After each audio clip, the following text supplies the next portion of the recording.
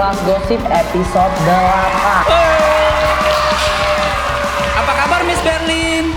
Hai, gimana kabarnya kalian semua yang di rumah? Baik. Apa kabar Miss Berlin? Alhamdulillah Miss Berlin baik. Semoga kalian semua yang di rumah yang lagi nonton Miss Berlin sehat selalu dan murah rezeki. Men. Oke, kalau gitu let's go, kita mulai kelasnya ya. Ketenaran tidak menjamin masalah hidup dan emosional sepenuhnya dalam kendali. Tapi sebelum Miss lanjut ke bab berikutnya, klik tombol di bawah ini.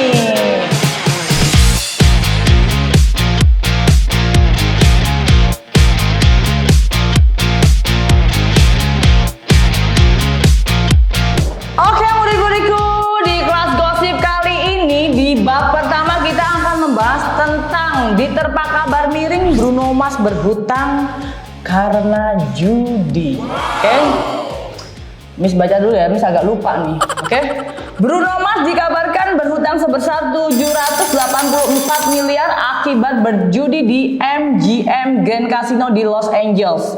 Meskipun sekarang sudah lunas, kabar ini sangat mengejutkan. Ada pertanyaan menurutku? Ada Miss, tanya Miss. Miss, memang boleh ya berjudi? Jangan sih, itu kebiasaan yang buruk. Judi itu nggak bikin kamu tambah kaya, tapi bikin kamu tambah miskin. Jadi orang yang udah terlanjur berjudi tuh baiknya gimana? Baiknya diingetin aja istrinya. Kalau udah punya istri ya diingetin aja sama istrinya. Iya gimana Miss? Ngingetinnya gimana? Ya masih mau jalan nggak sama gua? Kalau nggak mau ya udah terus aja judi, tidur aja sama judi online. Masa nggak ada kata-kata yang lebih halus gitu Miss? Iya, kalau emang suaminya susah banget buat diingetin gimana dong? Kalau uang hasil judinya buat disumbangin gimana tuh, Miss? Nggak apa-apa juga sih, asalkan menang ya. Tapi jangan ketika kalian menang terus tiba-tiba kalian terus ketagihan terus main lagi digedein. Itu nggak bagus tuh, kalian nggak menang tapi nanti yang ada kalian KO kalah.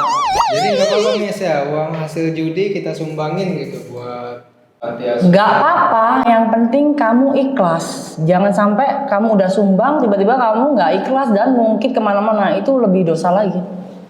Apalagi sumbangnya ke anak yatim ya.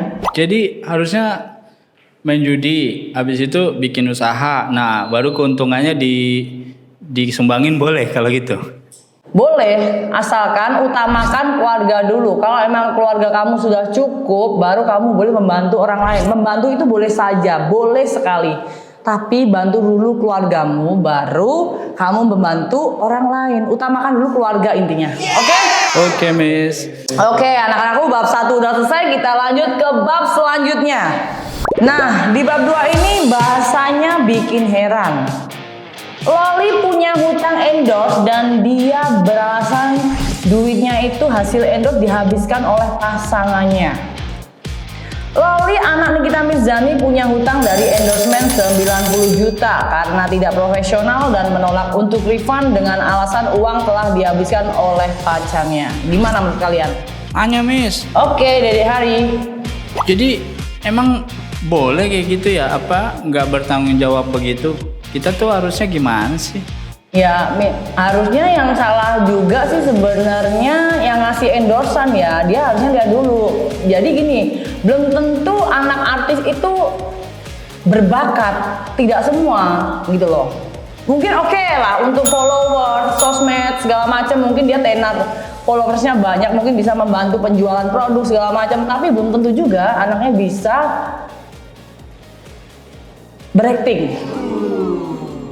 Jadi sebenarnya itu masuk ke kategori penipuan nggak sih, Miss? Bukan ke penipuan ya, sebenarnya lebih ke ceroboh aja untuk investornya. Oke, Miss. Jadi hal-hal kayak gitu tuh itu bisa dibilang nggak bertanggung jawab nggak sih, Miss? Bisa juga sih. Yang penting gini. Yang penting anak itu sudah melakukan pekerjaannya. Tapi kalau pekerjaannya tidak maksimal, ya bukan salah anaknya. Karena memang anaknya mungkin belum mempunyai kemampuan yang seperti dibayangkan oleh investornya. Oh, Yang salah siapa, Miss?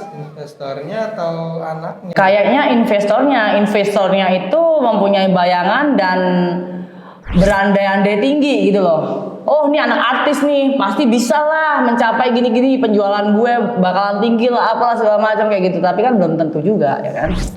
Oke, cukup.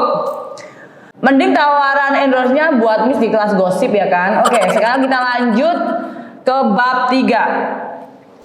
Di bab 3 ini kita akan membahas pertikaian meregang nyawa, pentingnya pelajaran dari tragedi Carok Madura. Aduh, suka banget Miss kayak gini nih. Oke.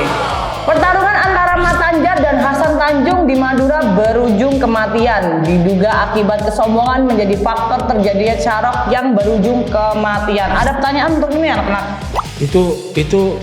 Itu pembunuhan, Miss. Kalau menurutku itu bukan pembunuhan ya. Menurut Miss itu adalah karena